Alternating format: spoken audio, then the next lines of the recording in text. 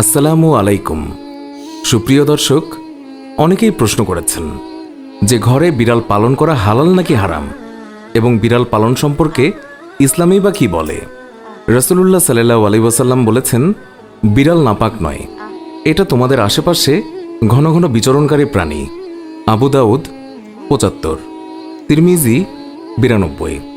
আল্লাহর রাসূলের প্রিয় সাহাবী আব্দুর রহমান রাদিয়াল্লাহু তাআলা আনহু তিনি জামার ভিতরে পোষা বিড়াল নিয়ে ঘোরাফেরা করতেন।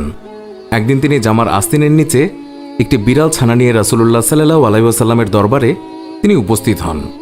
সেই সময় বিড়ালটি হঠাৎ করেই সবার সামনে বেরিয়ে পড়ল। এই অবস্থা দেখে রাসূলুল্লাহ সাল্লাল্লাহু আলাইহি ওয়াসাল্লাম তাকে রসিকতা করে ইয়া আবু হুরায়রা, অর্থাৎ হে বিড়ালের পিতা, এই বলে সম্বোধন করলেন। এরপর থেকেই তিনি মূল নামের চেয়ে আবু হুরায়রা নামে বেশি খ্যাতি লাভ করলেন।